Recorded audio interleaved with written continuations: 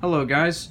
A few months ago I got a request from Hayden Welsh to see my 1970s Howard Miller New Yorker grandfather clock.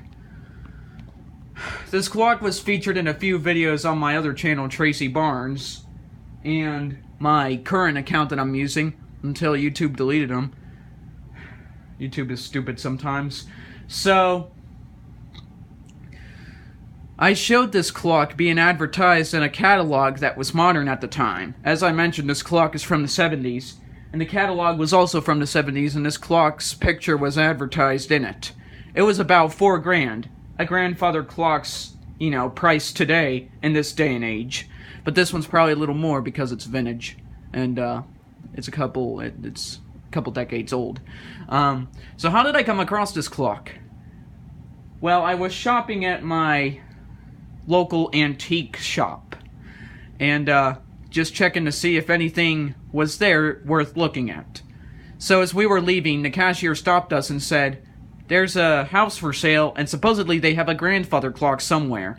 So we said, okay, we'll check it out. So we got the address and went over to the house. It was only a couple blocks away, and they put the house up for sale and all the belongings in it. So when we walked in, this was in the living room. Normally the living room is the first room you sometimes enter in a house. So this was pretty obvious, and it was right beside the doorway to which we came. So it didn't work, and I got the clock working, but the chimes sounded bent up and whatnot, so I got them fixed. It's kind of a joke that this clock sounds really nice, and it was a joke that it sounded the way it did. So we had to do a few errands, and the house closed up at a certain time, so we weren't sure if we were going to make it back. But we did pick the clock up for $50 and got it in here. Same clock I saw at the Warren Courthouse. But I wanted to take a video of it, but I figured the cops that were, they told me a little bit about it, wouldn't want me to video it, so. But this is the same one, and it's just as good, and I saw another one of these a while ago, too. So, let's open this thing up. Typical skeleton key.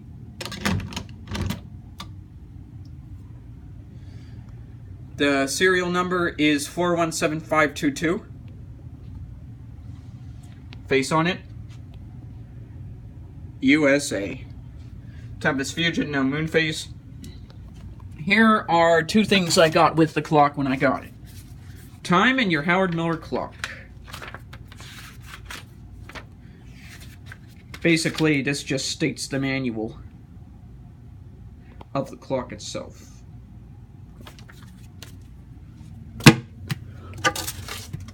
And, I don't think this was supposed to go with the clock, because this advertises Barwick clocks, which is another division of Howard Miller, along with Ridgeway and a couple others I'm probably forgetting.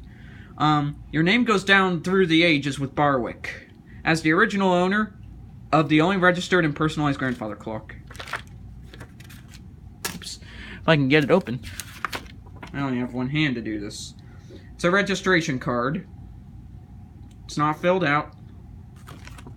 74,300, and Howard Miller Clock Company, Barwick Division. Now to show it going off. I'm going to take the panels off on the side. This thing has an overpowered weight on it that I've never been able to fix. So, when you move the hand, the escapement turns and a funny sound happens. So, it may sound weird, but we'll have to go with it. It still works even though it makes this sound.